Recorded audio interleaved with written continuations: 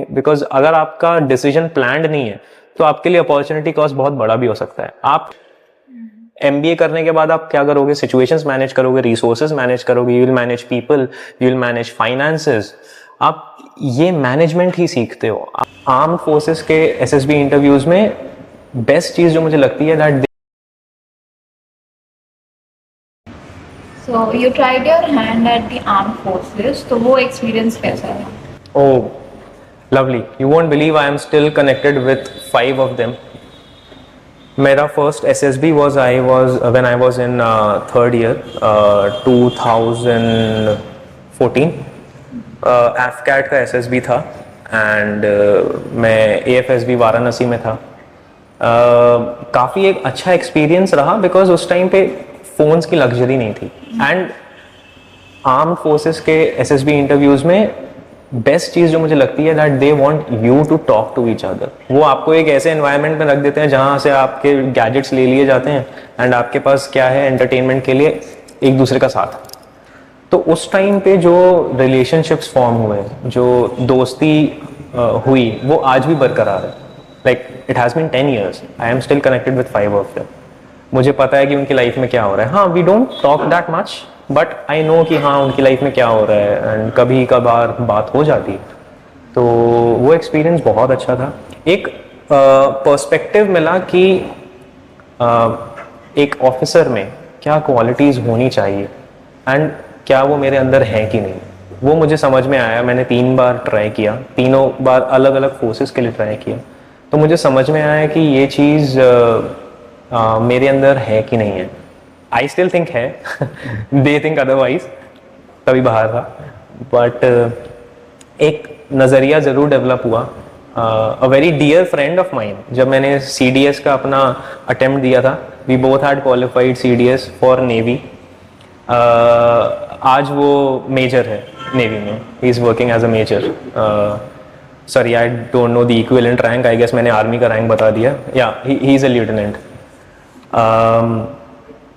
तो आज मैं जब उससे बात करता हूँ तो एक पर्सनालिटी डेवलपमेंट जो देखता हूँ मैं एक ऑफिसर में, वो मुझे दिखता है. एंड वो एक वंडरफुल करियर है. अगर आपके अंदर उस शिद्दत से आप अपनी कंट्री को सर्व करना चाहते हो, आप कुछ डिफरेंस लाना चाहते हो उस एस्पेक्ट से, तो आपको ज़रूर सोचना चाहिए. Because we need people in the armed forces as well, and it is a very good career, a glorified career, and you should think about it. What are the pros and cons of MBA? Okay, the number one pro जो मुझे लगता है, that मुझे personally feel होता है, that MBA is the best personality development course anyone could undertake. Honestly, मतलब मैं अगर कोई मुझे बोले कि एक नक्शल में बताओ MBA क्या है, बोलूँगा भाई एक पर्सनालिटी डेवलपमेंट कोर्स है. क्योंकि आप कंट्री के कुछ चुनिंदा ब्राइट माइंड्स के साथ, एक डाइवर्सिफाइड पॉपुलेशन के साथ एक रेसिडेंशियल कैंपस में रहते हो 24 घंटे, और आप बहुत सारी प्रॉब्लम्स को एक बार में एनकाउंटर करना सीखते हो. अपनी पर्सनालिटी को आप काफ़ी अच्छे तरीके से ट्रांसफॉर्म कर लेते हो. So that is a pro of doing MBA. You understand what works out for you. How good are you at managing situations? We manage. MBA करने के बाद आप क्या करोगे? Situations मैनेज करोगे, resources मैनेज करोगे, you will manage people, you will manage finances. आप ये मैनेजमेंट ही सीखते हो. आपको समझ आता है कि एक मैनेजरियल रोल के लिए आप कितने ज़्यादा फिट हो. और मैनेजमेंट तो कुछ भी होता है. आप अपना फैमिली बिजनेस भी मैनेज कर सकते हो, आप कुछ नया स्टार्ट करके भी मैनेज कर सकते हो, आप एक कॉर्पोरेट के लिए भी चीज़ें मैनेज कर सकते हो. तो MBA का सबसे बड़ा प्रो ये है कि आप एक एज पाते हो अपनी खुद की पर्सनालिटी को डेवलप करके, which is what I feel. और of course you are adding a degree to your CV here. आपके पास एक लेवल ऑफ नॉलेज आप गेन करते हो जो कि रियल लाइफ सिचुएशंस के बारे में पढ़ के आता है. MBA में करिकुलम कैसे डिजाइन होता है, that you would be studying about case studies. आप सिचुएशंस के बारे में देखोगे, पढ़ाई करोगे, आप सिचुएशंस को टैकल कैसे किया जाता है एक केस स्टडी के फॉर्म में आपको ये बताया जाएगा. आप केस स्टडी में डिस्कस करके आपस में सॉल्यूशंस ढूंढोगे अपने पीयर्स के साथ. तो वहाँ पे एक डाइवर्सिफाइड पॉपुलेशन के साथ जब आप रहते हो फॉर एग्जाम्पल अगर एक एक्सपीरियंस्ड इंसान है जो 3-4 साल कॉर्पोरेट में काम करके आया है, वहीं उसके साथ कोई फ्रेशर है, फ्रेशर हाई ऑन एनर्जी रहेगा, क्रिएटिव रहेगा, उसका माइंडसेट जो है ना वो भले ही ऊल जलूल सॉल्यूशंस पे जाए बट क्रिएटिव सॉल्यूशंस पे जाएगा। कॉर्पोरेट सेटअप में जो 2-3 साल गुजार के आया है उसका माइंडसेट थोड़ा एक डिसिप्लिन्ड वे में फंक्शन करता है। उनको पता रहता है कि रियल लाइफ में विल दिस वर्क और will this not.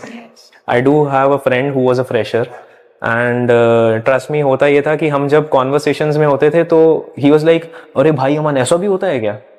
And I was like, हाँ भाई ऐसा होता है कॉर्पोरेट में। You can not do anything what you want to do, right? तो आपका एक पर्सपेक्टिव रहता है, बट वहीं पे फ्रेशर्स एडवांटेजेस कहाँ पे होते हैं? फ्रेशर्स का एडवांटेज ये रहता है के लिए एडवांटेज ये रहता है कि वो बहुत ज्यादा क्रिएटिव होते हैं। जहां आपकी थिंकिंग थोड़ी लिमिटेड हो जाएगी वहां पे उनकी थिंकिंग चलती है, उनकी बत्ती तब चालू हो जाती है या और ज्यादा अच्छे से चालू हो जाती है मुझसे।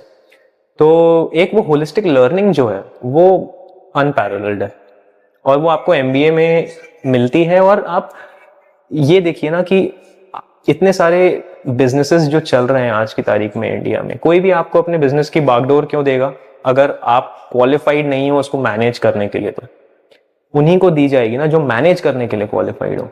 तो एमबीए आपको एज देता है। मैं ये नहीं कहूंगा कि उसके बिना आप नहीं कर सकते हो, बिल्कुल कर सकते हो, करते हैं लोग। आज भी एग्जांपल्स हैं जो कि मैनेजमेंट ग्रेजुएट्स नहीं है and they are doing very well, they are managing businesses like anything, like very good managers.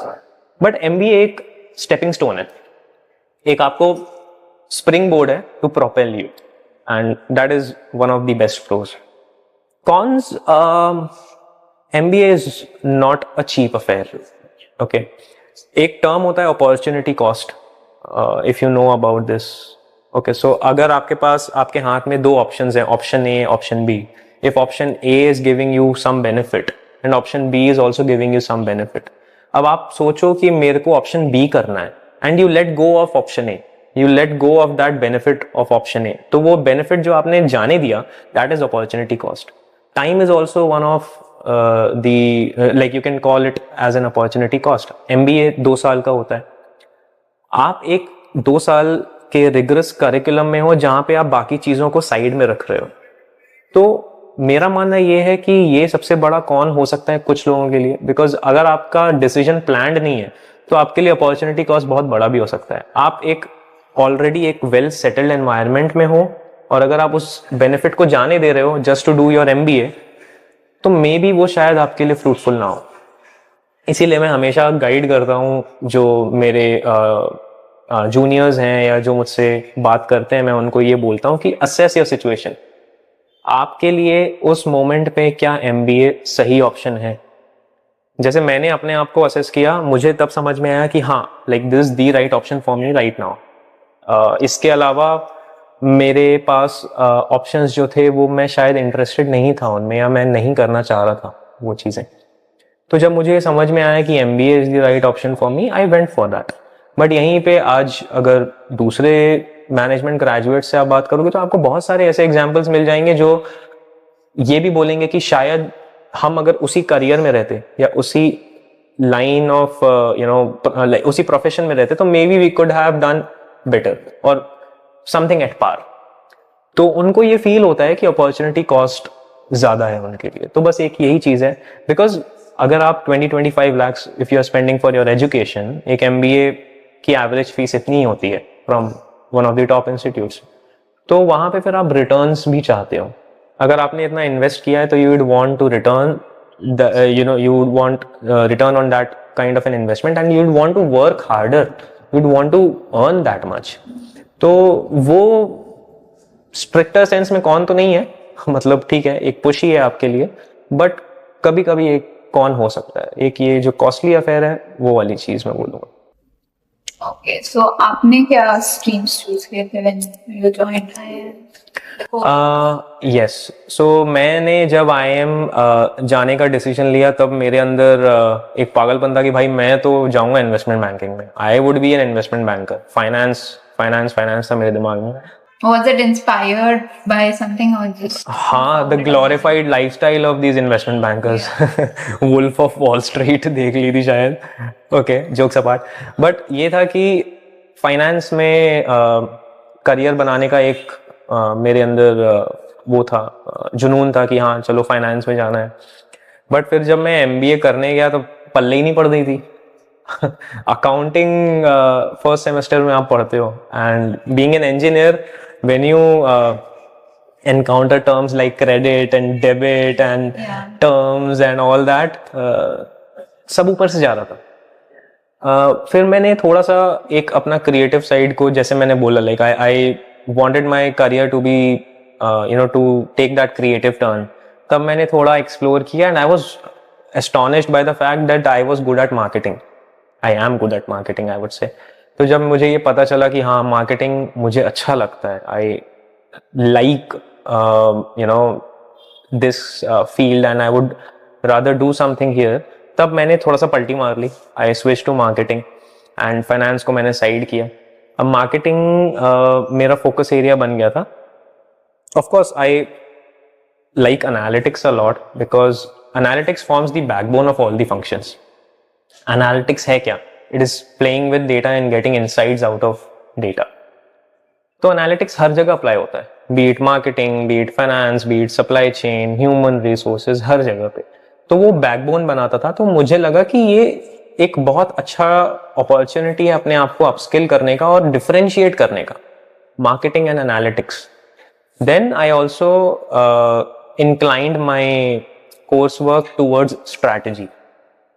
सो अगर स्ट्रैटेजी को अगर मैं एनकैप्सुलेट करूं, अगर मैं डिफाइन करूं, तो वो स्ट्रैटेजी में आप क्या पढ़ते हो, how do businesses actually work, like you would want to formulate strategies for that functioning, for the functioning of that business. तो वो मेरे को और ज्यादा इंटरेस्टिंग लगने लगा. तो मैंने फिर अपने ये 3 फोकस एरियाज बना लिए कि मार्केटिंग, एनालिटिक्स और स्ट्रैटेजी में मेरे को अपना एमबीए कंप्लीट करना. और फिर सेकेंड ईयर में मैंने ये चूज किया. मैंने अपने इलेक्टिव्स ऐसे रखे कि हाँ मैं बैलेंस करके तीनों को साथ ही साथ चलूं. फाइनेंस को tata bye bye first year में. So अभी recently like the last CAT जो हुआ था 2023 में, nearly I'd say 3 lakh students appeared. So like the competition is ever growing. Okay. And this job opportunity and campus selection is also not very promising. Like, I would particularly talk about our college. So you're particularly talking about JEC. Yeah. Okay. So what do you have to say about this? मतलब in case अगर किसी एक चीज में, जैसे you maybe somebody is preparing for CAT and दोनों चीजें अगर opportunity अगर miss हो जाए हाथ से, so what should one do in such a case?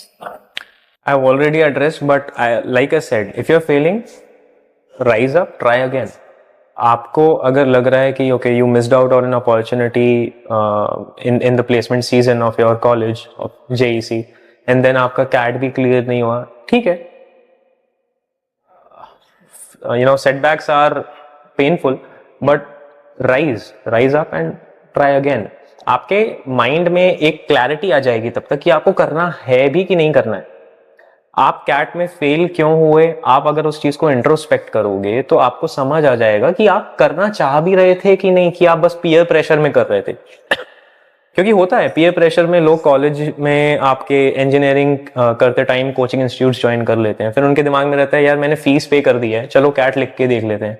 फिर नहीं होता है, फिर वो स्पाइरल में चले जाते हैं कि यार फिर मेरे को 1 साल कैट लिखना है. तो आप करना चाह भी रहे हो कि नहीं चाह रहे हो, वो भी एक आपको क्लैरिटी मिल जाएगी.